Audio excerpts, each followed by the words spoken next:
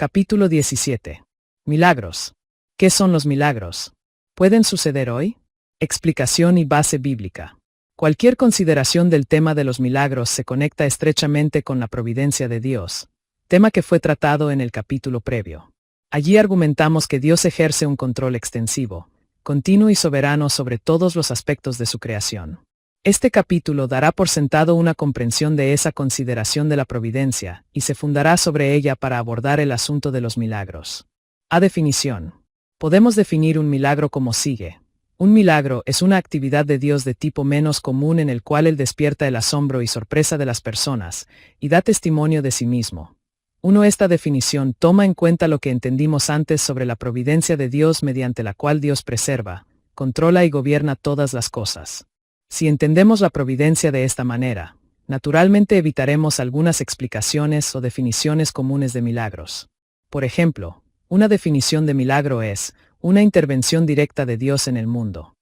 Pero esta definición da por sentado una noción deísta de las relaciones de Dios con el mundo, en el cual el mundo continúa por cuenta propia y Dios interviene en él solo ocasionalmente. Por cierto, no es el punto de vista bíblico, de acuerdo al cual Dios hace que la lluvia caiga, Mt 5, 45, hace que la hierba crezca, Sal 104, 14, y continuamente sustenta todas las cosas con la palabra de su poder, Ev 1, 3. Otra definición de milagro es una actividad más directa de Dios en el mundo.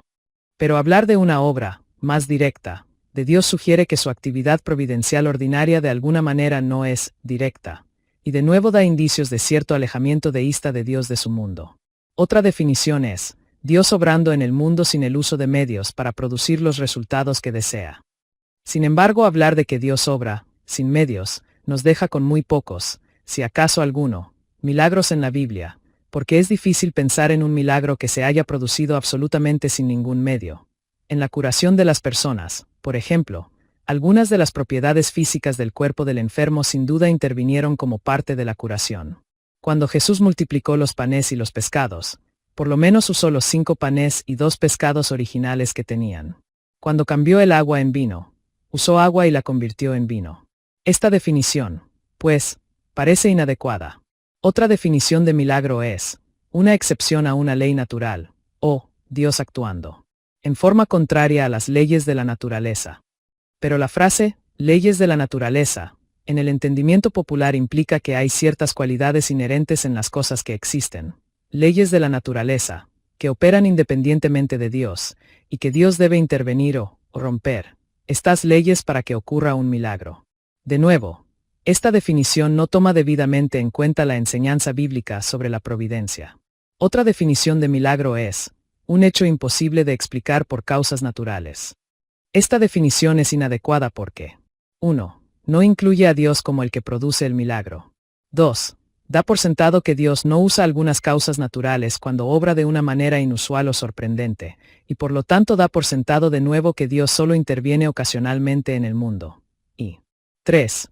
Resultará en una minimización significativa de los milagros genuinos y un aumento del escepticismo, puesto que muchas veces cuando Dios obra en respuesta a la oración el resultado es asombroso para los que oraron, pero no es absolutamente imposible de explicar mediante causas naturales, especialmente para el escéptico que simplemente rehúsa ver la mano de Dios en acción. Por consiguiente, la definición original origina que se dio previamente, en la que un milagro es sencillamente una manera menos común de Dios obrar en el mundo, parece ser preferible y más de acuerdo con la doctrina bíblica de la providencia de Dios. Esta definición no dice que un milagro es una clase diferente de obra de parte de Dios, sino que es una manera menos común de Dios de obrar y que lo hace así para despertar la sorpresa, el asombro o la admiración de las personas de tal manera que Dios da testimonio de sí mismo.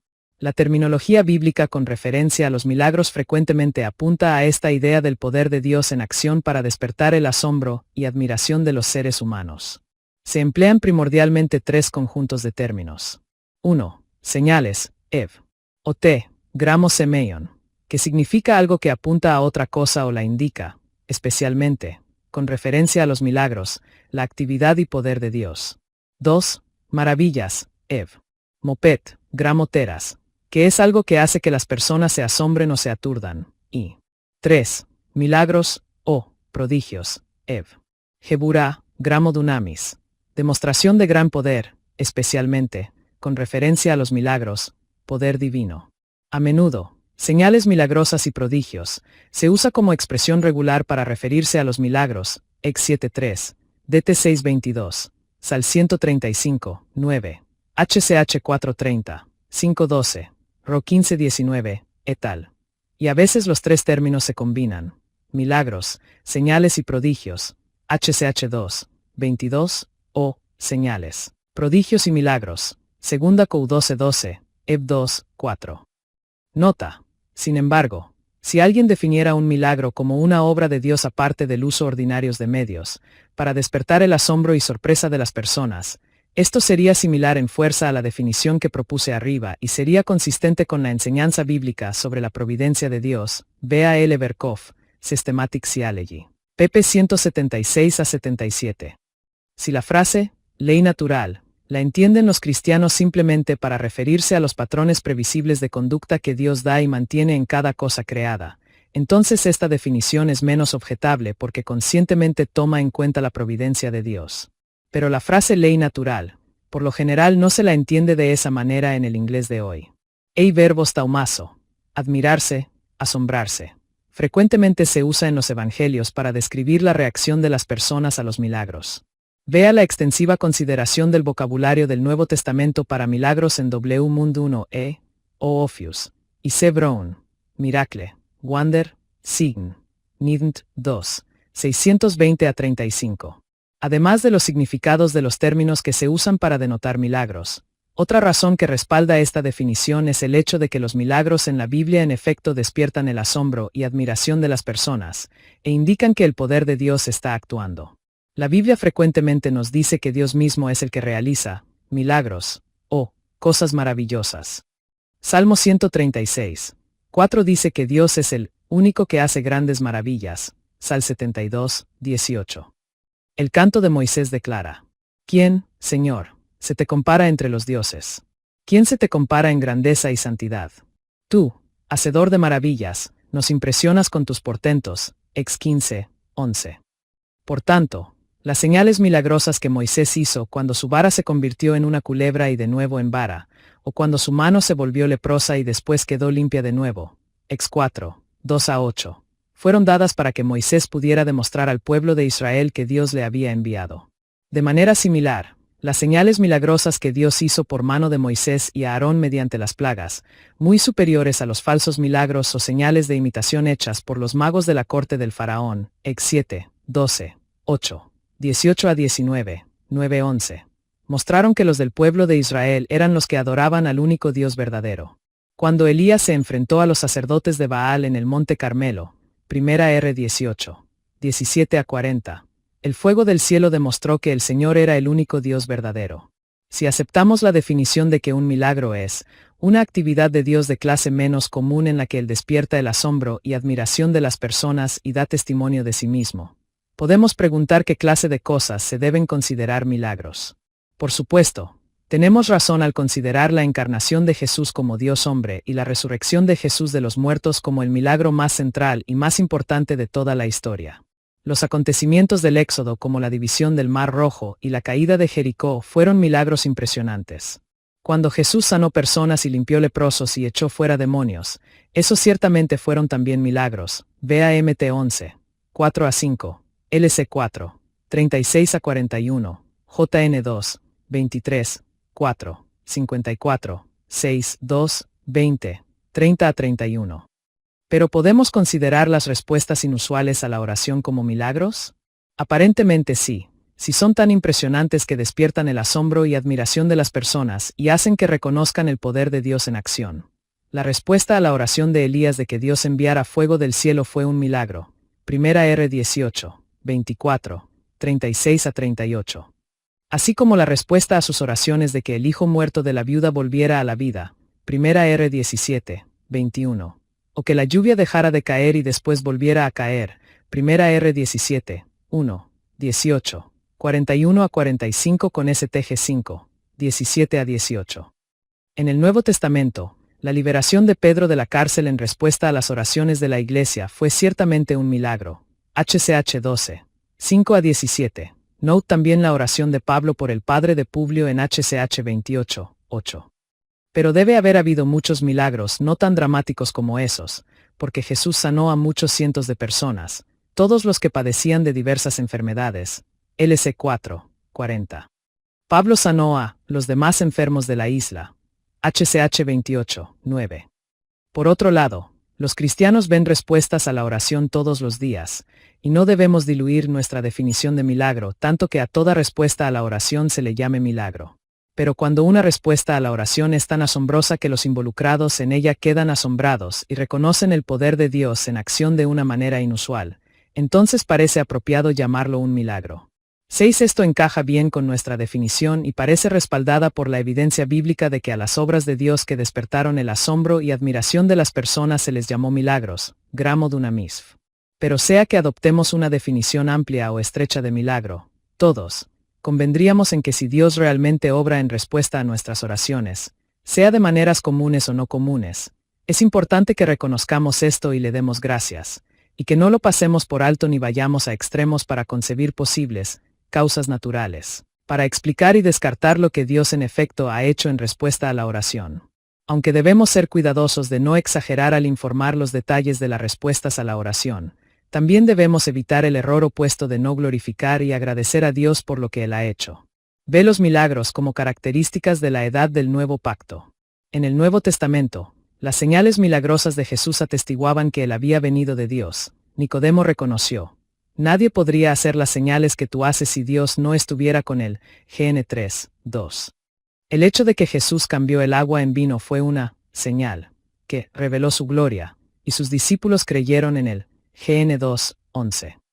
De acuerdo a Pedro, Jesús fue un hombre acreditado por Dios ante ustedes con milagros, señales y prodigios, los cuales realizó Dios entre ustedes por medio de él.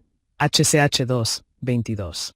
Luego, en la iglesia primitiva, los apóstoles y otros que predicaban el Evangelio realizaron milagros que asombraron a las personas y dieron confirmación del Evangelio que se estaba predicando. HCH 2, 43, 3, 6 a 10, 4, 30, 8, 6 a 8, 13, 9, 40-42 emoticono cara guiñando. Incluso en iglesias donde no había apóstoles presentes ocurrieron milagros. Por ejemplo, Pablo, al escribir a varias iglesias en la región de Galacia, Haga 1, 1, da por sentado esto cuando pregunta: al darles Dios su espíritu y hacer milagros entre ustedes, ¿lo hace por las obras que demanda la ley o por la fe con que han aceptado el mensaje? Ga 3:5. De modo similar, menciona en la iglesia de Corinto los que hacen milagros, 1 Cor 12:28, y menciona poderes milagrosos, 1 Cor 12:10, como un don distribuido por el Espíritu Santo. Estos dos versículos son especialmente significativos porque 1 Corintios 12, 4-31 no está considerando una situación específica en Corinto sino la naturaleza de la iglesia en general como cuerpo de Cristo, con muchos miembros y sin embargo un solo cuerpo. Es más, parece ser característica de la iglesia del Nuevo Testamento que se producían milagros. En el Antiguo Testamento los milagros parecían ocurrir primordialmente en conexión con un líder prominente por un tiempo, tal como Moisés, Elías o Eliseo. En el Nuevo Testamento hay un súbito aumento sin precedentes en los milagros cuando Jesús empieza su ministerio. LC 4, 36-37,40-41. Sin embargo, contrario al patrón del Antiguo Testamento, la autoridad para obrar milagros y echar fuera demonios no estuvo confinada solo a Jesús mismo, ni tampoco terminaron los milagros cuando Jesús volvió al cielo. Incluso durante su ministerio, Jesús dio la autoridad para sanar los enfermos y echar fuera demonios no solo a los 12, sino también a 70 de los discípulos. LC 10, 1, 9, 17-19, MT 10, 8, LC 9, 49-50. Todavía más, los pasajes anotados arriba de 1 Corintios y Gálatas indican que la realización de milagros no estuvo confinada a los 70 discípulos, sino que fue característica de las iglesias de Galacia y de las iglesias del Nuevo Testamento en general. Esto sugiere que la realización de milagros es una característica de la iglesia del Nuevo Testamento y se puede ver como una indicación de la poderosa nueva obra del Espíritu Santo que empezó en Pentecostés y se puede esperar que continúe en toda la era de la iglesia. Nota: otros tal vez preferirían restringir más su definición de milagros, reservado el término, por ejemplo, para acontecimientos que absolutamente no podrían haber sucedido mediante medios ordinarios y que son ampliamente atestiguados y documentados por varios observadores imparciales. En ese caso, verán muchos menos milagros, especialmente en una sociedad escéptica y antisobrenatural. Pero tal definición tal vez no abarque todas las clases de cosas que Pablo tenía en mente cuando hablaba de milagros en las iglesias de Corinto, 1 Cor 12, 10,28-29. Y de Galacia, Ga 3, 5. Y puede impedir que algunos reconozcan el don de milagros cuando es dado a los cristianos hoy. Por supuesto, los cristianos que sostienen una definición tan restringida con todo de buen grado agradecerán a Dios por muchas respuestas a las oraciones que ellos no llamarían milagros.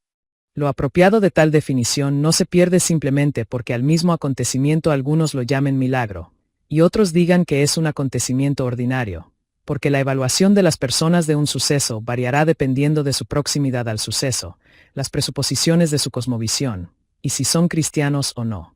Note, por ejemplo, que Pablo dice que Dios ha dado en la iglesia, en primer lugar, apóstoles. 1 Cor 12:28. Pero no había apóstoles dados específicamente a la iglesia de Corinto. Por consiguiente, este pasaje debe estar hablando de la iglesia en general. V. Warfield, Counterfeit Miracles, Banner of Truth, Edinburgh, 1972, primero publicado en 1918. Nota que en la iglesia de Corinto los que tomaban parte en el culto ordinario de adoración en la iglesia pueden a menudo haber tenido un don milagroso para ejercer. Dice que, no hay razón para creer que la congregación infante en Corinto era singular en esto. El apóstol no escribe como si estuviera describiendo un estado maravilloso de asuntos peculiar a esa iglesia.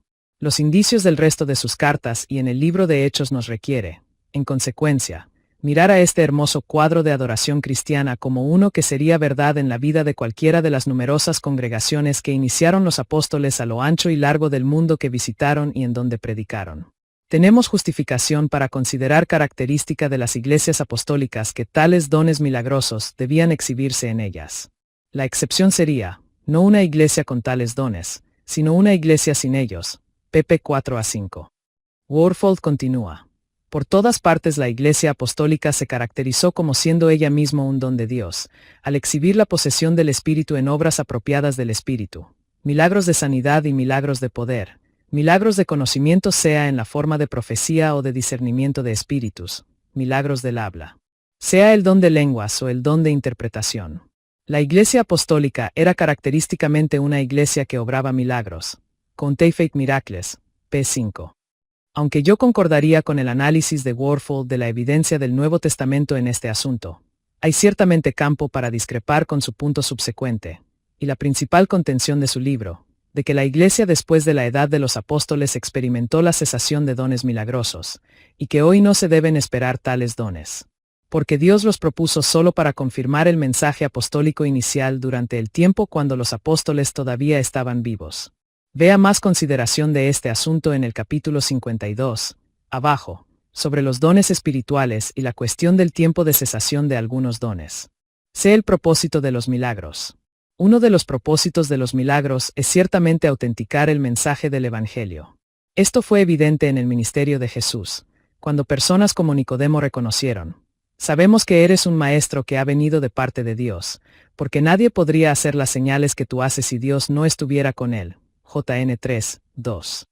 También fue evidente conforme los que oyeron a Jesús proclamaban el Evangelio, porque conforme predicaban, Dios ratificó su testimonio acerca de ella con señales, prodigios, diversos milagros y dones distribuidos por el Espíritu Santo según su voluntad. Ev 2, 4. Si este propósito fue válido solo cuando el Evangelio se estaba predicando por primera vez, antes de que se escribiera el Nuevo Testamento, o si continúa vigente en toda la edad de la Iglesia, depende de si pensamos que los milagros son confirmadores. Están confirmando solo la absoluta veracidad de las palabras de la Biblia, como las mismas palabras de Dios. O los milagros tienen el propósito de confirmar la veracidad del Evangelio en general, cada vez que se predica. En otras palabras, confirman los milagros lo que dice la Biblia o el Evangelio. Como veremos abajo, los milagros no estuvieron limitados a los que escribieron la Biblia o hablaron con absoluta autoridad apostólica. Esto sugiere que se puede esperar que los milagros que ocurren para confirmación del Evangelio continúen en toda la era de la Iglesia. Cuando ocurren los milagros, dan evidencia de que Dios verdaderamente está actuando y sirven entonces para el avance del Evangelio. La samaritana proclamó en su ciudad: «Vengan a ver a un hombre que me ha dicho todo lo que he hecho». JN 4, 29. Y muchos de los samaritanos creyeron en Cristo. Esto fue frecuentemente cierto en el ministerio de Jesús, pero también fue cierto en la iglesia primitiva, cuando Felipe fue a una ciudad de Samaria. Mucha gente se reunía y todos prestaban atención a su mensaje. De muchos endemoniados los espíritus malignos salían dando alaridos, y un gran número de paralíticos y cojos quedaban sanos. Y aquella ciudad se llenó de alegría. HCH 8, 6-8. Cuando el paralítico Eneas fue curado, todos los que vivían en Lida y en Sarón lo vieron, y se convirtieron al Señor. HCH 9, 35. Cuando Tabita fue revivificada de los muertos, la noticia se difundió por todo Jope, y muchos creyeron en el Señor. HCH 9, 42. En el Nuevo Testamento, un segundo propósito de los milagros es dar testimonio del hecho de que el reino de Dios ha venido, y ha empezado a expandir sus resultados benéficos en la vida de las personas, porque los resultados de los milagros de Jesús muestran las características del reino de Dios. Jesús dijo: «Si expulso a los demonios por medio del Espíritu de Dios, eso significa que el reino de Dios ha llegado a ustedes». MT 12, 28. Su triunfo sobre las fuerzas destructoras de Satanás mostraba cómo era el reino de Dios. De esta manera, todo milagro de sanidad o liberación de opresión demoníaca promovía el reino de Dios y ayudó a Jesús a cumplir su ministerio, porque él vino con el Espíritu del Señor sobre él, para anunciar buenas nuevas a los pobres, a proclamar libertad a los cautivos y dar vista a los ciegos, a poner en libertad a los oprimidos. LC 4, 18. De modo similar, Jesús dio a sus discípulos poder y autoridad para expulsar a todos los demonios y para sanar enfermedades. Entonces los envió a predicar el reino de Dios y a sanar a los enfermos. LC 9, 1-2. Les ordenó: donde quiera que vayan, prediquen este mensaje: el reino de los cielos está cerca. Sanen a los enfermos, resuciten a los muertos, limpien de su enfermedad a los que tienen lepra, expulsen a los demonios. MT 10, 7-8, MT 4, 23, 9, 35, HCH 8, 6-7, 13. Un tercer propósito de los milagros es ayudar a los necesitados. Los dos ciegos cerca de Jericó clamaron: «Ten compasión de nosotros». Y Jesús se compadeció, y los sanó. MT 20, 30,34. Cuando Jesús vio una gran multitud, tuvo compasión de ellos y sanó a los que estaban enfermos. MT 14, 14. Vea también LC 7:13. Aquí los milagros dan evidencia de la compasión de Cristo hacia los necesitados. Un cuarto propósito de los milagros, relacionado con el segundo, es eliminar obstáculos al ministerio de las personas. Tan pronto como Jesús hubo sanado a la suegra de Pedro, ella se levantó y comenzó a servirle. MT 8, 15. Cuando Dios tuvo misericordia de Epafrodito y le restauró la salud, sea por medios milagrosos o no, Pablo lo atribuye a la misericordia de Dios. En FLP 2, 27. Epafrodito pudo entonces ministrar a Pablo y completar su función como mensajero volviendo a la iglesia de Filipos. FLP 2, 25-30.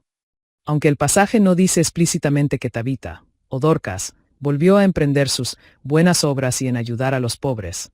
HCH 9, 36, después de que el Señor por medio de Pedro la resucitó. HCH 9, 40-41. La mención de sus buenas obras y de los que daban testimonio del desprendimiento de ella por las necesidades de otros. HCH 9, 39. Sugiere que ella volvió a retomar un ministerio similar de misericordia cuando la resucitaron. Relacionado con esta categoría estaría el hecho de que Pablo esperaba que las personas fueran edificadas cuando los dones milagrosos se pusieran en práctica en la iglesia. 1 Cor 12, 7, 14, 4, 12,26. Finalmente, un quinto propósito de los milagros, y uno al cual todos los demás contribuyen, es dar gloria a Dios. Después de que Jesús sanó a un paralítico, la multitud se llenó de temor, y glorificó a Dios por haber dado tal autoridad a los mortales. MT 9:8. De modo similar, Jesús dijo que el ciego de nacimiento estaba ciego, para que la obra de Dios se hiciera evidente en su vida. JN 9:3. Nota: los versículos que se acaban de citar muestran el valor positivo de los milagros para llevar las personas a la fe. Algunos tal vez objeten que cuando decimos que los milagros tienen valor para dar testimonio del Evangelio, esto quiere decir que pensamos que el mensaje del Evangelio en sí mismo es débil e incapaz de llevar las personas a la fe. Vea especialmente James M. Boyce, A Better Way, The Power of Word and the Spirit, en Michael Scott Orton, ed. Power Religion, Moody, Chicago, 1992 J. pp. 119 a 36. Pero esta no es una objeción válida, porque Jesús y Pablo no razonaron de esa manera. Ambos realizaron milagros en conjunción con su predicación del Evangelio, y Jesús les ordenó a sus discípulos que hicieran lo mismo. Mt 10, 7-8. Debemos recordar que es Dios mismo quien dio testimonio del Evangelio, con señales, prodigios, diversos milagros y dones distribuidos por el Espíritu Santo según su voluntad. Ef 2:4. Y no podemos decir que Él tiene una noción inapropiada del poder del mensaje del Evangelio. El Evangelio de Juan es especialmente instructivo para mostrar el valor de los milagros para animar las personas a creer en Cristo. Vea JN 2, 11, 23, 3:2, 4, 53-54, 6, 2,14, 7, 31, 9:16, 11:48, 12, 11. Y, en resumen, 20, 30-31. Este énfasis positivo en Juan se destaca en contraste con la opinión de O. A. Carson en The Purpose of Signs and Wonders in the New Testament, en Onon, Power Religion, pp. 100-101, en donde admite pero minimiza un papel positivo de los milagros para llevar a las personas a la fe en el Evangelio de Juan. Sorprendentemente, no considera varios de los pasajes positivos en donde no existe tal evaluación negativa, tales como JN 2, 23-25, 4:48, y 20, 29-31. No debemos pensar que cuando los milagros acompañan al Evangelio, los que creen tendrán una fe inferior, como sugiere Carson, p. 101, porque eso nos llevaría a decir que los que creyeron a la predicación de Jesús, Pedro y Pablo, tuvieron una fe inferior. Conclusión que difícilmente se promueve en el Nuevo Testamento. ¿Estuvieron los milagros limitados a los apóstoles? 1. Una concentración inusual de milagros en el ministerio de los apóstoles. Algunos han aducido que los milagros estuvieron limitados a los apóstoles, o a los apóstoles y a los que estuvieron estrechamente conectados con ellos. Antes de considerar los argumentos, es importante notar que hay algunas indicaciones de que una impresionante concentración de milagros fue característica de los apóstoles como representantes especiales de Cristo. Por ejemplo, Dios se complació en permitir que por medio de Pedro y Pablo se produjeran milagros extraordinarios. En los días más tempranos de la Iglesia, por medio de los apóstoles ocurrían muchas señales y prodigios entre el pueblo, y seguía aumentando el número de los que creían y aceptaban al Señor. Era talla multitud de hombres y mujeres, que hasta sacaban a los enfermos a las plazas y los ponían en colchonetas y camillas para que, al pasar Pedro, por lo menos su sombra cayera sobre alguno de ellos. También de los pueblos vecinos a Jerusalén acudían multitudes que llevaban personas enfermas y atormentadas por espíritus malignos, y todas eran sanadas. HCH 5, 12-16. De modo similar, cuando Pablo estaba en Efeso, Dios hacía milagros extraordinarios por medio de Pablo, a tal grado que a los enfermos les llevaban pañuelos y delantales que habían tocado el cuerpo de Pablo, y quedaban sanos de sus enfermedades, y los espíritus malignos salían de ellos. HCH 19, 11-12. Otro ejemplo se halla en la resurrección de Tabita. Cuando ésta murió, los discípulos de Jope enviaron a buscar a Pedro para que fuera a orar por ella para que la levantara de entre los muertos. HCH 9, 36-42. Al parecer porque pensaban que Dios había dado una concentración inusual de poder milagroso a Pedro, o a los apóstoles en general. Y el ministerio de Pablo generalmente se caracterizó por acontecimientos milagrosos, porque él resume su ministerio diciéndoles a los romanos las cosas que Cristo había obrado por medio de él para ganar la obediencia de los gentiles, mediante poderosas señales y milagros, por el poder del Espíritu de Dios. Ro 15, 19. No obstante, la concentración inusual de milagros en los ministerios de los apóstoles no prueba que otros no realizaron ningún milagro. Como hemos visto claramente, poderes milagrosos, 1 Cor 12:10, y otros dones milagrosos, 1 Cor 12, 4-11 menciona varios, fueron parte del funcionamiento ordinario de la iglesia en Corinto, y Pablo sabe que Dios obra milagros, también en las iglesias de Galacia, Ga 3:5. Nota: En ningún caso se debe pensar de estos acontecimientos como algún tipo de magia, que resultaba automáticamente debido a la sombra de Pedro o a los pañuelos que había tocado Pablo, sino más bien como una indicación del hecho de que el Espíritu Santo se agradó de dar un empoderamiento completo y asombroso al ministerio de estos hombres, que en ocasión extendía su obra más allá de su presencia corporal individual, incluso a las cosas que ellos habían tenido cerca o tocado. La palabra verdadero en realidad no está en el texto griego, que sencillamente dice, las señales de un apóstol. La LBLA, que se cita aquí, y otras versiones en español han añadido, verdadero para dar el sentido. Pablo está contrastando su ministerio con el de los falsos apóstoles. 2. ¿Cuáles son las marcas distintivas de un apóstol? En 2 Corintios 12. ¿Por qué, entonces, algunos aducen que los milagros fueron en forma singular las señales que distinguían a un apóstol? Se basan mayormente en 2 Corintios 12, en donde Pablo dice, entre vosotros se operaron las señales de un verdadero apóstol, con toda perseverancia, por medio de señales, prodigios y milagros. 2 Cou 12, LBLA. Dicen que esto implica que otros que no eran los apóstoles, o sus compañeros íntimos, no tenían esa autoridad o no podían realizar estas señales milagrosas. Además sostienen que los milagros cesaron cuando los apóstoles y sus asociados íntimos murieron. Por consiguiente, concluyen, que ya no se debe esperar más milagros hoy. A los que sostienen esta posición a veces se les llama cesacionistas, puesto que sostienen la cesación de milagros temprano en la historia del cristianismo.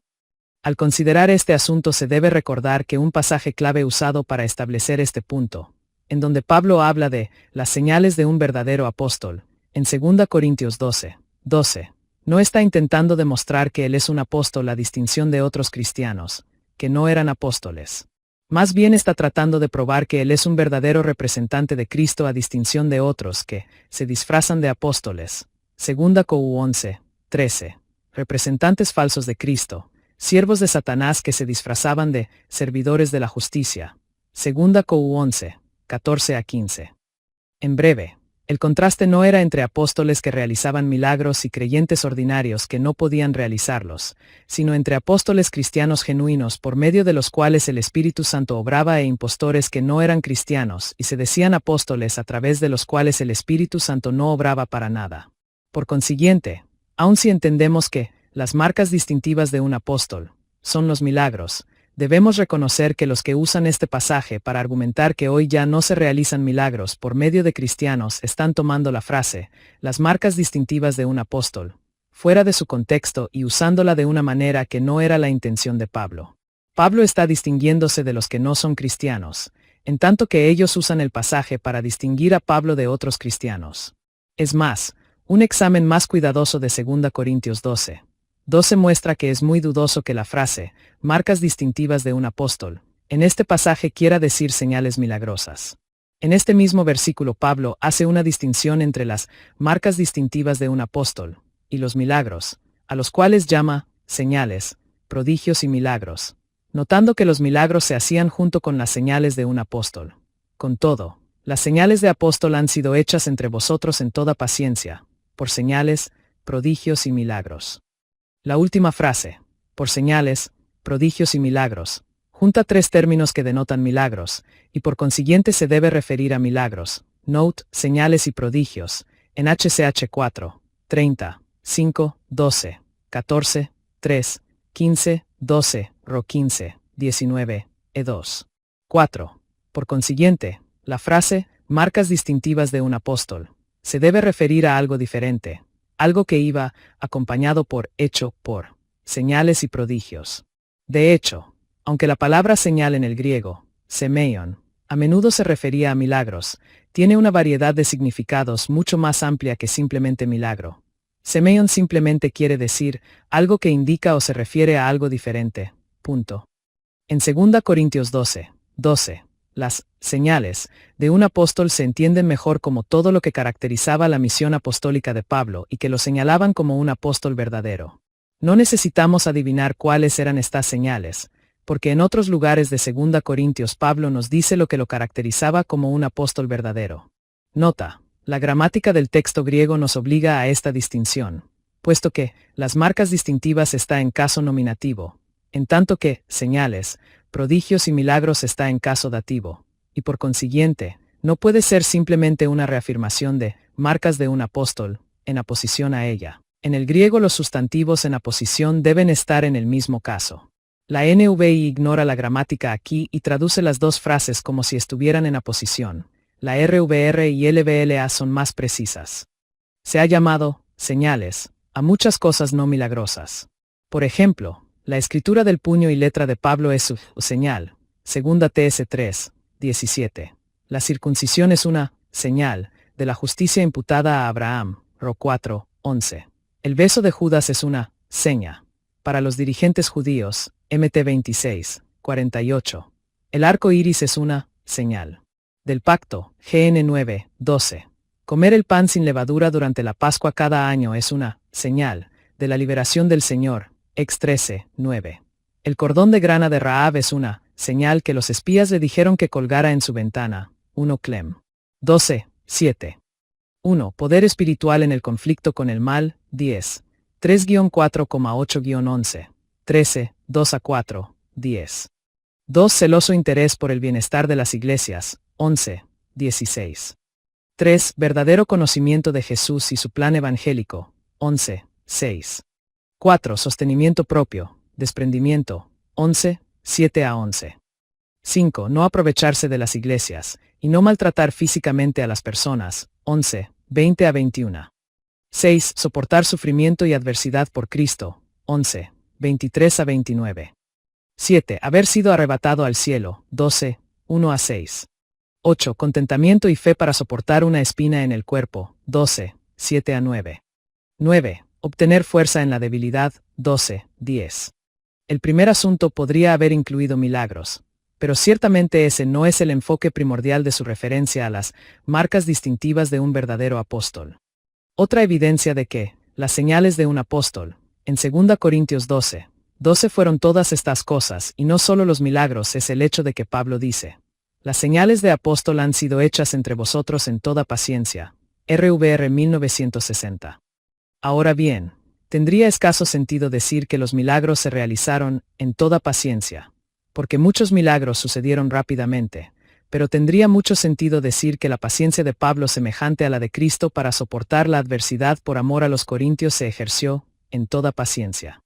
Debemos notar que en ninguna parte en esta lista Pablo afirma que los milagros demuestran su apostolado genuino. Es más, la mayoría de las cosas que menciona no lo distinguían de otros verdaderos cristianos. Pero estas cosas sí lo distinguen de los siervos de Satanás, apóstoles falsos que no tenían nada de cristianos.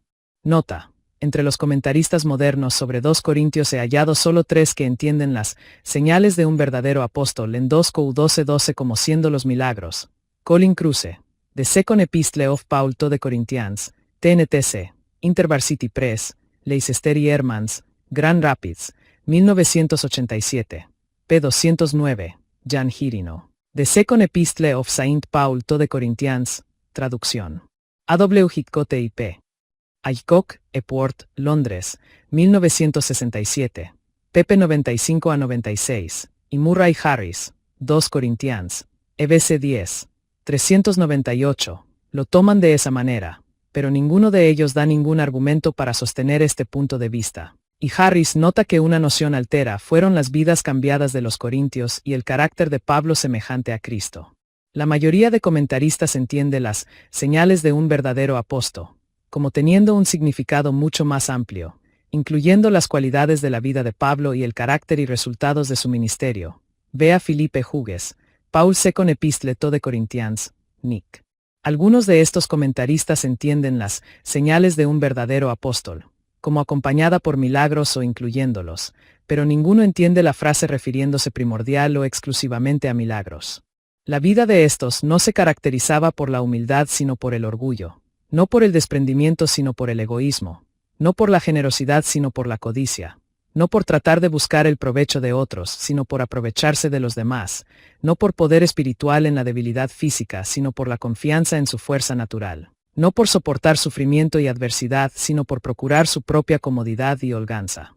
Cuando Pablo actuaba de una manera cristiana entre ellos, sus acciones eran señales de que su afirmación de ser apóstol era una afirmación verdadera. Por tanto, Estas cosas eran señales de un apóstol verdadero. En este contexto, las señales que caracterizaban a un verdadero apóstol no tienen que ser las señales que mostraban una diferencia absoluta entre él y los demás cristianos, sino cosas que mostraban que su ministerio era genuino, no como los ministerios falsos. No les está diciendo a los corintios cómo distinguir entre un apóstol y otros cristianos. Hizo eso en 1 Cor 9, 1-2, 15, 7-11, Ga 1, 11-24, mencionando haber visto a Cristo resucitado y haber sido comisionado por Cristo como apóstol. Sino que les está diciendo cómo reconocer lo que era un ministerio genuino y aprobado por Cristo. ¿Por qué entonces añade que todas estas señales de un verdadero apóstol se realizaron entre los corintios con señales, prodigios y milagros?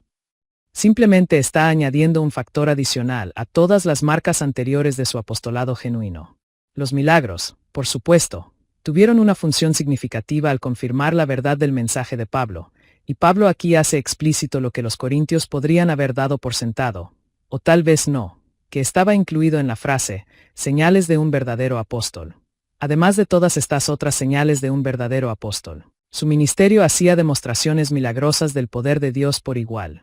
Hay, sin embargo, otra razón muy significativa por la que los milagros no demostraban que alguien fuera apóstol. En el contexto mayor del Nuevo Testamento es claro que otros que no eran apóstoles también hicieron milagros, tales como por ejemplo Esteban, HCH 6, 8, Felipe, HCH 8, 6-7, cristianos en varias iglesias de Galacia, Ga 3, 5, y los que tenían dones de milagros, en el cuerpo de Cristo en general, 1 Cor 12, 10,28. Los milagros como tales no se pueden considerar señales exclusivas de un apóstol. Es más a los que hacen milagros, y a los que sanan, en realidad se les distingue de los apóstoles, en 1 Corintios 12, 28. En la iglesia Dios ha puesto, en primer lugar, apóstoles, en segundo lugar, profetas, en tercer lugar, maestros, luego los que hacen milagros, después los que tienen dones para sanar enfermos. Nota. Algunos intérpretes han dado por sentado que los falsos apóstoles estaban obrando milagros y aduciendo revelaciones de Dios. Así que Pablo tendría que haber aducido milagros y revelaciones más grandes. Pero nada en 2 Corintios dice que los falsos apóstoles aducían milagros o revelaciones. El siguiente versículo también da confirmación de esta interpretación. Pablo dice, ¿en qué fueron ustedes inferiores a las demás iglesias? 2 Cor 12, 13. El hecho de que a ellos no les faltaba nada en cuanto al cuidado y atención de Pablo les demostraría que las señales de un verdadero apóstol fueron realizadas entre ellos solo si estas señales incluían todo el ministerio de Pablo para ellos, pero no si las señales de un verdadero apóstol eran simplemente milagros. Evidencia similar se ve en Marcos 16, 17-18. Aunque hay serias dudas en cuanto a la autenticidad de este pasaje como parte del Evangelio de Marcos, el texto con todo es muy antiguo y por lo menos da testimonio de una hebra de tradición dentro de la iglesia primitiva. Este texto informa que Jesús dijo, estas señales acompañarán a los que crean, en mi nombre expulsarán demonios, hablarán en nuevas lenguas, tomarán en sus manos serpientes, y cuando beban algo venenoso, no les hará daño alguno, pondrán las manos sobre los enfermos, y estos recobrarán la salud. Aquí también se da por sentado que el poder de obrar milagros es posesión común de los cristianos. Los que escribieron y pasaron esta tradición temprana, tradición que pensaba que representaba la genuina enseñanza de Jesús, ciertamente no sabían nada de que los milagros estuvieran limitados a los apóstoles y sus asociados más íntimos. Al argumento de que muchos otros cristianos en el Nuevo Testamento hicieron milagros, a veces se responde que solo los apóstoles y los que estuvieron íntimamente asociados con ellos, o aquellos sobre quienes los apóstoles impusieron las manos, podían hacer milagros. Sin embargo, esto en realidad prueba muy poco porque la historia del Nuevo Testamento es el relato de lo que fue hecho por medio de los apóstoles y los íntimamente asociados con ellos. Un argumento similar se podría hacer en cuanto a la evangelización o la fundación de iglesias. En el Nuevo Testamento solo los apóstoles o sus asociados íntimos fundaron iglesias. Por consiguiente, nosotros no debemos fundar iglesias hoy. En el Nuevo Testamento solo los apóstoles o sus asociados íntimos realizaron la obra misionera en otros países. Por consiguiente no debemos hacer obra misionera en otros países hoy. Estas analogías muestran lo inadecuado del argumento, El Nuevo Testamento primordialmente muestra cómo la Iglesia debe procurar actuar, y no cómo no debe procurar actuar. Pero si muchos otros cristianos en toda la Iglesia del primer siglo hicieron milagros en el poder del Espíritu Santo, el poder de hacer milagros no puede ser una señal que hace distinción entre los apóstoles y los demás cristianos. Nota: la evidencia de manuscritos y consideraciones de estilo sugieren que estos versículos no fueron parte original del Evangelio que Marcos escribió. Vea la consideración de variantes textuales en las pp. 22 consta en varios manuscritos de Diatestaron de Tasiano D.C. Y lo citan Ireneo, MDC, y Tertuliano, MDC. Estoy agradecido al profesor Harold Oener del Dallas Theological Seminary por sugerirme los argumentos que presento aquí respecto a KIMR, aunque él tal vez discrepe con mi conclusión en esta sección. 3. La definición restrictiva de milagros que da Norman Geisler. Un intento más reciente de negar que los milagros ocurren hoy 10 hectáreas hecho Norman Geisler. 25 Geisler tiene una definición de milagro mucho más restrictiva que la que se presenta en este capítulo, y usa esa definición para argumentar en contra de la posibilidad de milagros contemporáneos. Geisler dice que los milagros 1. Siempre tienen éxito. 2. Son inmediatos. 3. No tienen recaídas. Y 4. Dan confirmación del mensajero de Dios. Haya respaldo para esta tesis principalmente en el ministerio de Jesús, pero cuando pasa más allá de la vida de Jesús e intenta mostrar que otros que tuvieron el poder de obrar milagros nunca tuvieron éxito, su tesis es mucho menos convincente. Con respecto al muchacho endemoniado a quien los discípulos no pudieron librar del demonio, Mt 17, 14-21, Geisler dice que fue que los discípulos se olvidaron por el momento de ejercer fielmente el poder que Jesús ya les había dado. Pero este argumento no persuade. Geisler dice que el poder de obrar milagros ya había tenido éxito, y cuando la Biblia habla de alguien que no tuvo éxito, y que contradice su tesis, simplemente dice que se olvidaron. Jesús, sin embargo, da una razón diferente. Porque ustedes tienen tan poca fe. Mt 17, 20. La fe menor que tenían resultó en menor poder para obrar milagros. Con respecto al hecho de que Pablo no pudo curar a Epafrodito, FLP 2, 27. Geisler se ve obligado a hacer la dudosa afirmación de que tal vez Pablo nunca intentó sanar a Epafrodito, aunque él había ido a verlo en la cárcel y se enfermó tan gravemente que casi se muere, o que Pablo no tenía ya el don de sanidad por el momento. Emplea la misma argumentación para explicar el hecho de que Pablo dejó a Trófimo enfermo en Mileto, 2 Ti 4, 20. En estas instancias Geisler va más allá de la usual afirmación cesacionista de que los milagros terminaron con la muerte de los apóstoles, y aduce que los milagros cesaron en la vida del más grande apóstol antes de su primer encarcelamiento de Roma.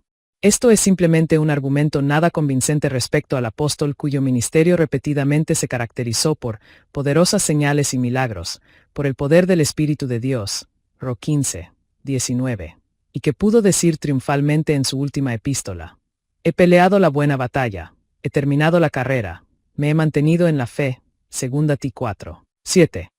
La descripción que da Geisler de los milagros la encaja en el caso del ciego sobre el cual Jesús puso las manos, porque al principio del hombre no veía claramente, sino que dijo que veía a los hombres y que parecen árboles que caminan.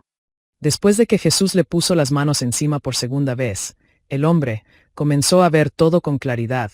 Mr 8, 24-25.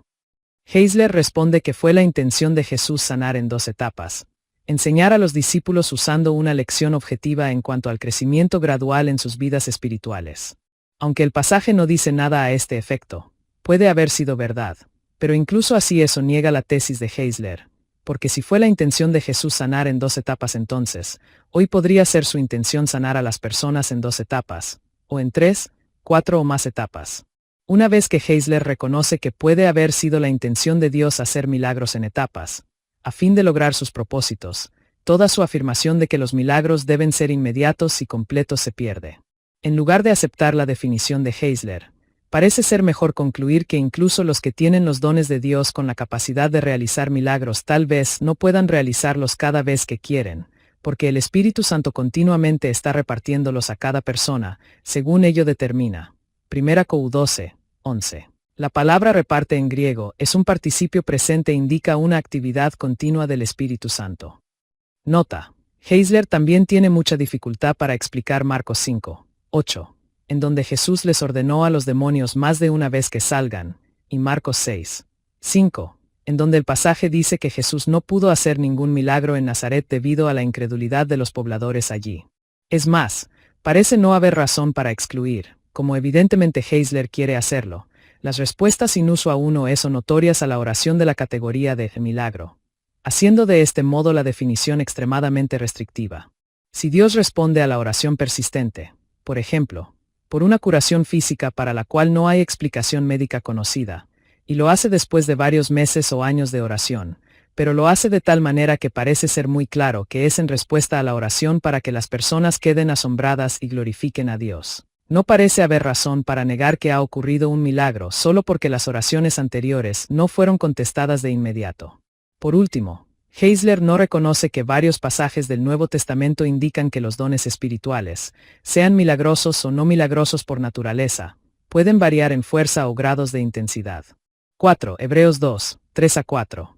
Otro pasaje que a veces se usa para respaldar la idea de que los milagros estuvieron limitados a los apóstoles y a sus asociados íntimos es Hebreos 2, 3-4. Allí el autor dice que la salvación fue anunciada primeramente por el Señor, y los que la oyeron nos la confirmaron. A la vez, Dios ratificó su testimonio acerca de ella con señales, prodigios, diversos milagros y dones distribuidos por el Espíritu Santo según su voluntad. Puesto que aquí se dice que los milagros llegaron por medio de los que oyeron de primera mano al Señor, los que la oyeron, se dice que no debemos esperar que sean realizados hoy por medio de otros que no fueron testigos oculares de la enseñanza y ministerio del Señor. Pero este argumento también intenta extraer del pasaje más de lo que está allí. Primero, la frase, los que la oyeron, Heb 2, 3, ciertamente no está limitada a los apóstoles, porque muchos otros oyeron también a Jesús. Pero, más importante, esta posición aduce algo que el texto no dice, el hecho de que 1. El mensaje del Evangelio fue confirmado por milagros cuando lo predicaron los que oyeron a Jesús no dice nada de 2. Si sería confirmado por milagros cuando lo predicaran otros que no oyeron a Jesús. Finalmente, este pasaje dice que el mensaje fue confirmado no solo por señales, prodigios, diversos milagros, sino también por dones distribuidos por el Espíritu Santo. Si alguien aduce que este pasaje limita los milagros a los apóstoles y sus compañeros, también debe aducir que los dones del Espíritu Santo de igual manera estuvieron limitados a la iglesia del primer siglo. Pero pocos argumentarían que no hay dones del Espíritu hoy. Nota, la traducción KJV en inglés traduce: Dios también les dio testimonio, con señales y prodigios. Esta traducción sugiere que los milagros dieron testimonio a los que oyeron a Jesús y predicaron al principio. Pero la palabra a ellos no aparece en el texto griego, y esta traducción no sigue ninguna de las versiones modernas. Así Chantry, Signs of the Apostles, pp 18-19. Los milagros del Nuevo Testamento se ven en la misma Biblia como el sello de Dios de aprobación sobre los apóstoles, que fue un registro inspirado de las cosas que ellos habían visto y oído mientras estuvieron con Jesús. El recuerdo de estas maravillas debería profundizar nuestro respeto por la autoridad de sus palabras e impulsamos a darles atención más cuidadosa. 5. Conclusión. ¿Estuvieron los milagros restringidos a los apóstoles?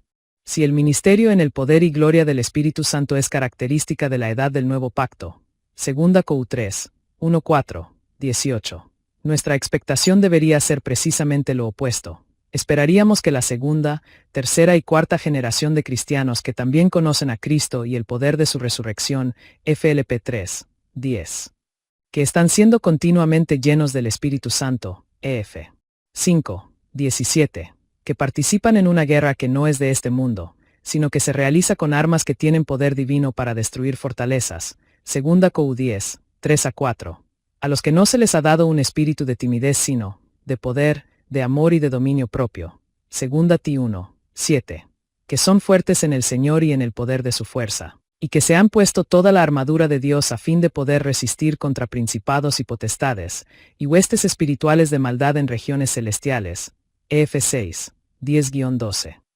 También tendrán la capacidad de ministrar el Evangelio no solo en verdad y amor sino también acompañados de demostraciones milagrosas del poder de Dios.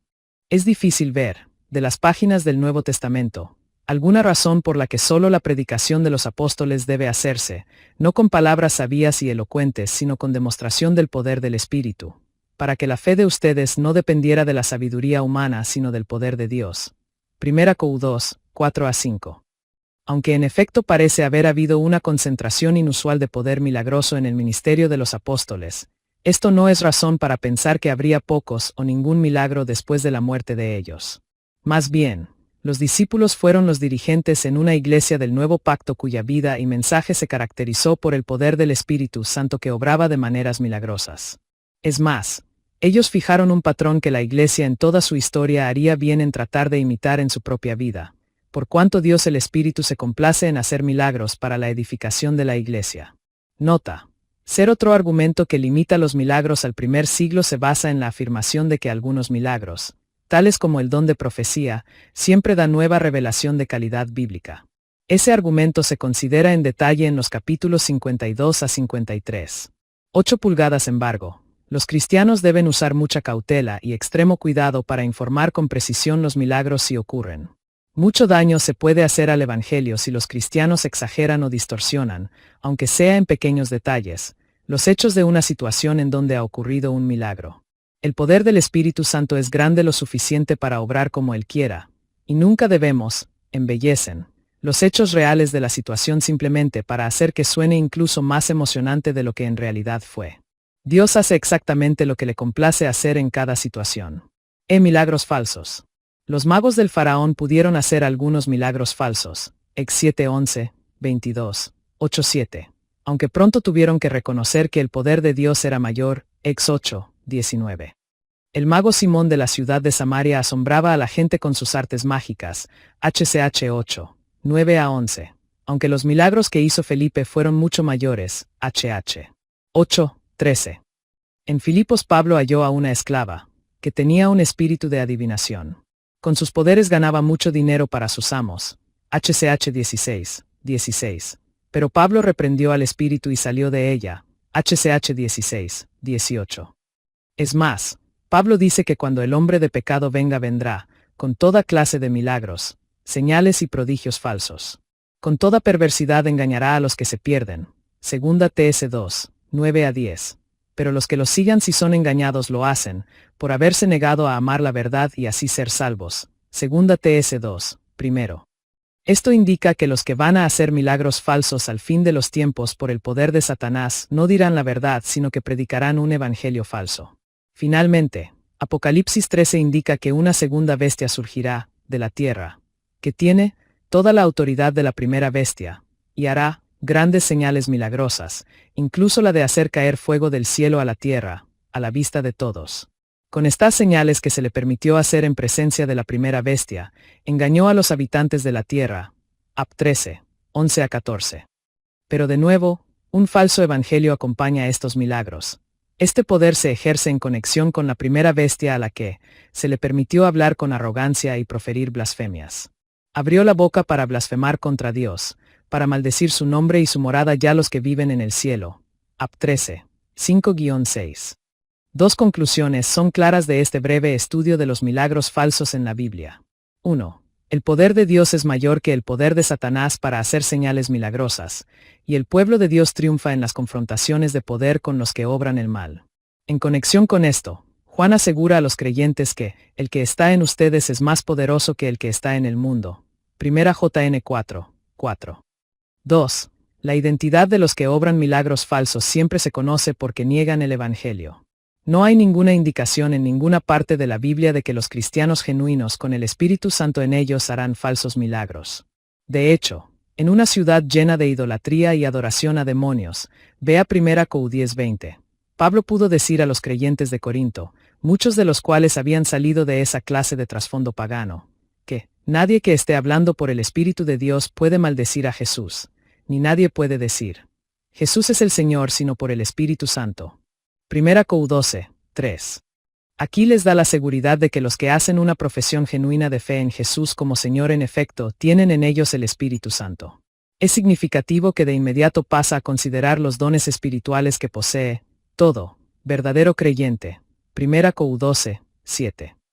Esto debe reasegurarnos de que si vemos milagros que realizan los que hacen una profesión genuina de fe, 1 Cor 12:3, que creen en la encarnación y deidad de Cristo, 1 Jn 4:2, y que muestran en sus vidas el fruto del Espíritu Santo y dan fruto en su ministerio. Mt 7, 20, JN 15, 5, Ga 5, 22 a 23. No debemos sospechar que son falsos milagros, sino que debemos agradecer a Dios porque el Espíritu Santo está actuando, incluso en los que tal vez no tienen exactamente las mismas convicciones que nosotros en todo punto de doctrina. Ciertamente, si Dios esperara para hacer milagros solo por medio de los que fueran perfectos tanto en doctrina como en conducta de vida, no se realizaría ningún milagro hasta que Cristo vuelva.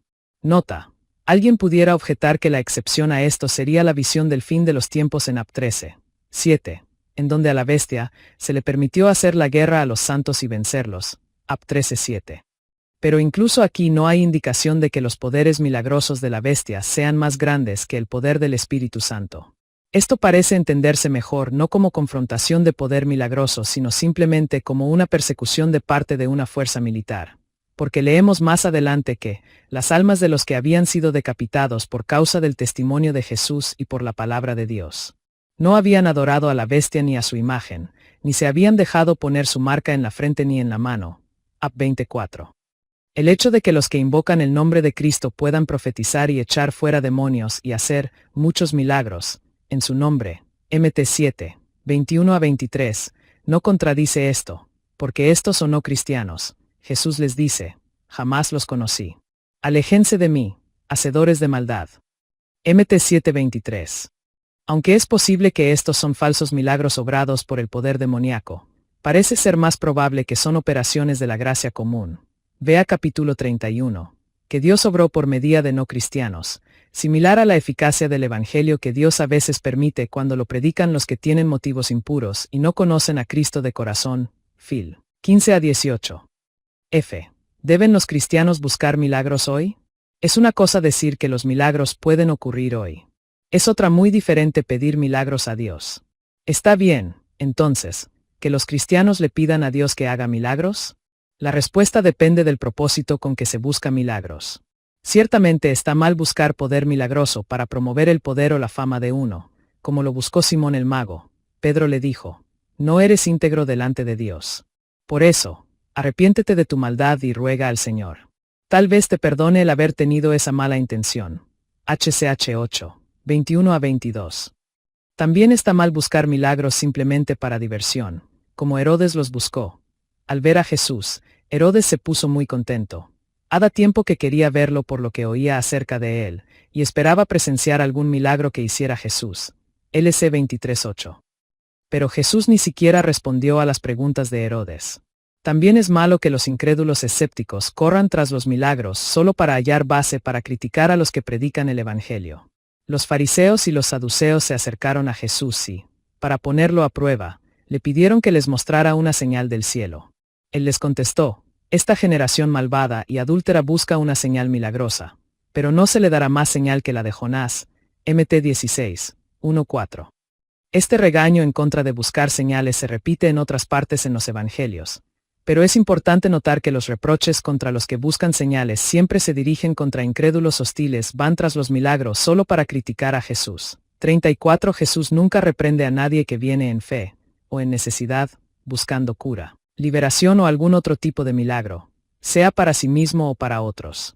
¿Qué diremos, entonces, en cuanto a 1 Corintios 1, 22 a 24, donde Pablo dice: los judíos piden señales milagrosas y los gentiles buscan sabiduría, mientras que nosotros predicamos a Cristo crucificado? Nota: el hecho de que Jesús solo reprende a los no creyentes hostiles que buscan milagros sorprendentemente nunca lo menciona de A. Carson. The Purpose of Signs and Wonders in the New Testamento, en M. Orton, ed. Power Religion, pp. 89 a 118, o James M. Boyce, A Better Way, The Power of Word and the Spirit, en Power Religion, pp. 119 a 36. Ambos artículos usan la reprensión de Jesús como medio de desalentar a los creyentes en cuanto a buscar milagros hoy, pero para hacer esto deben aplicar la afirmación de Jesús de una manera que no justifica el contexto del Nuevo Testamento. Vea S.P. Boyce, p. 126, que cita con aprobación una afirmación de John Woodhouse: a desire for further signs and wonders is sinful and unbelieving.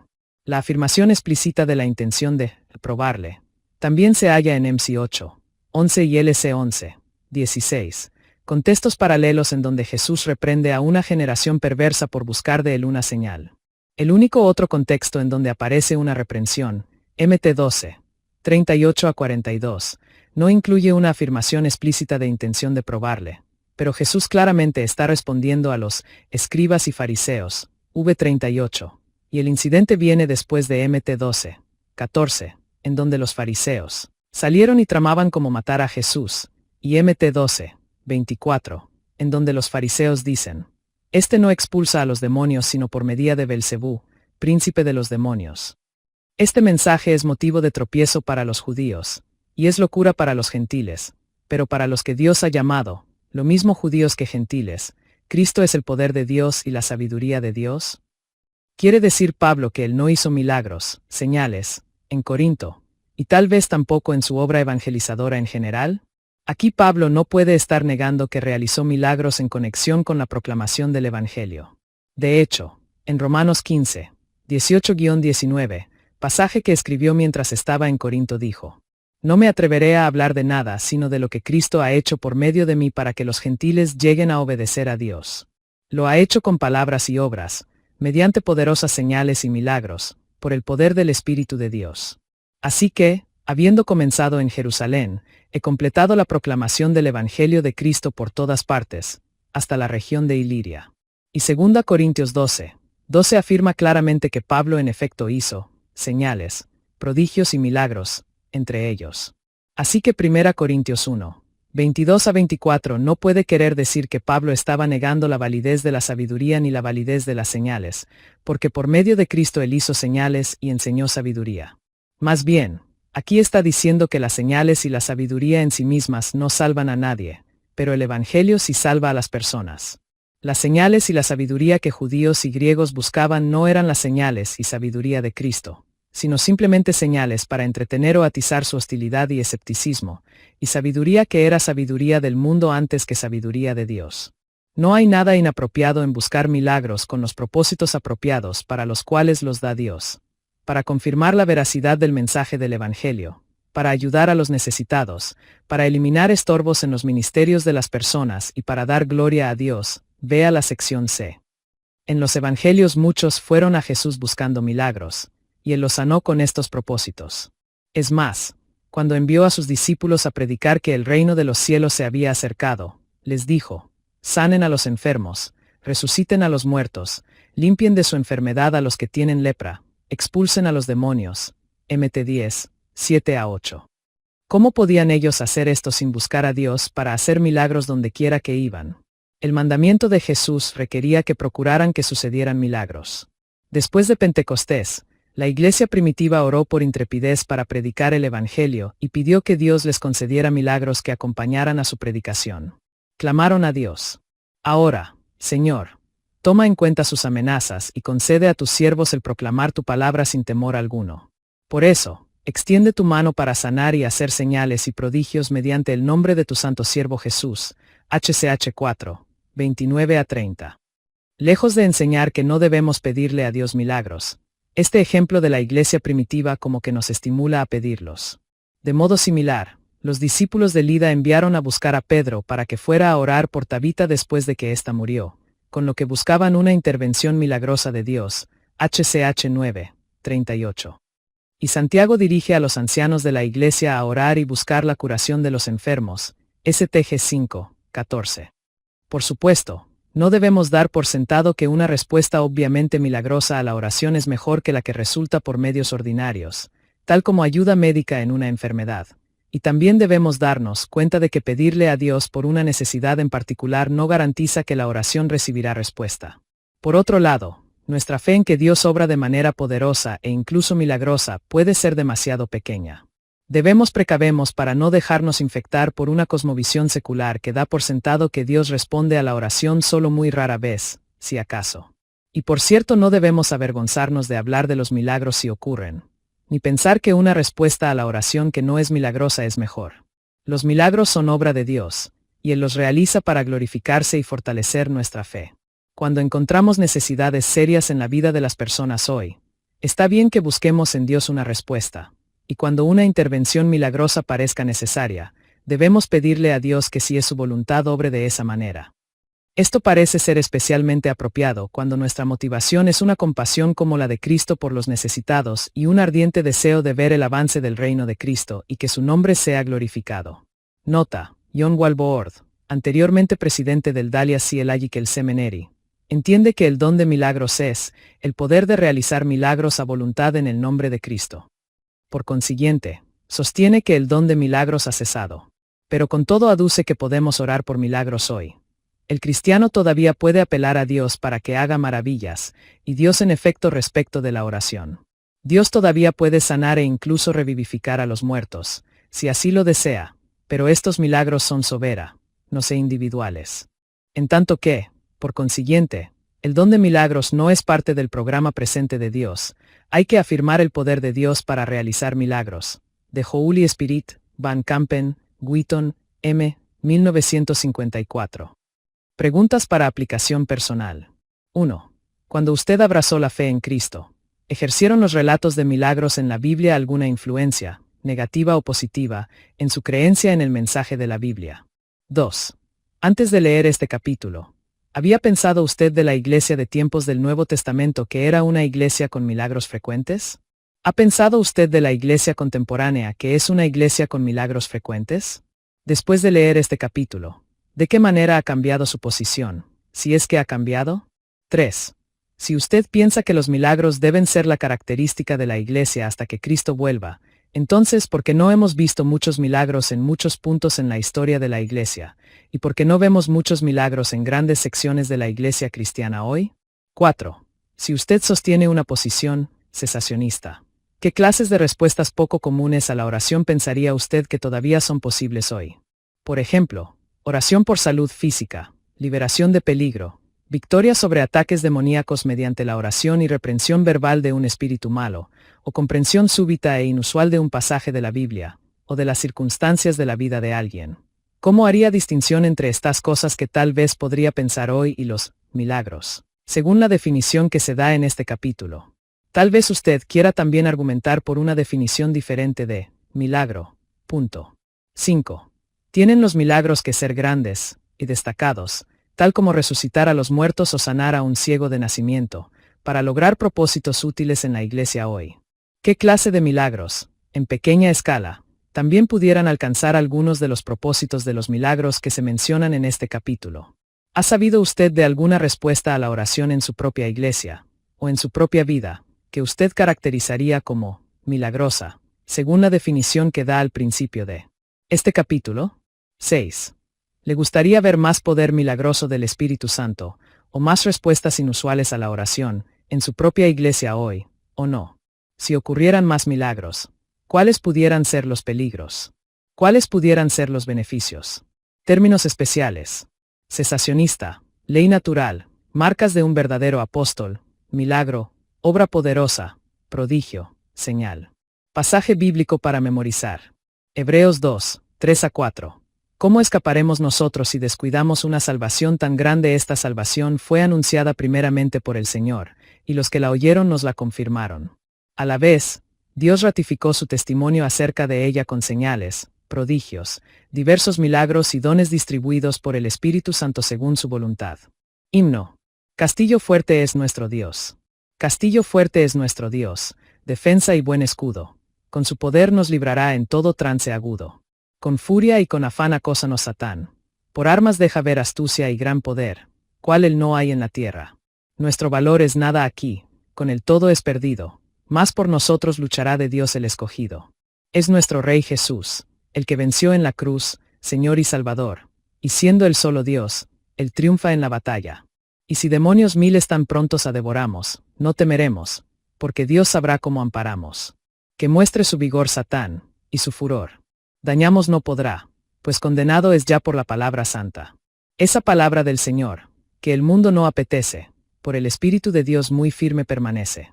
Nos pueden despojar de bienes, nombre, hogar, el cuerpo destruir, mas siempre ha de existir de Dios el reino eterno. Autor: Martín Lutero, trad. V. Cabrera, tomado del Himnario Bautista, número 26. Publicado 24 julio 2014 por Enánimes. Etiquetas: Biblia, Doctrina y Mensaje Construyendo Teología, la Iglesia Bíblica Visible, Obrero Peregrino.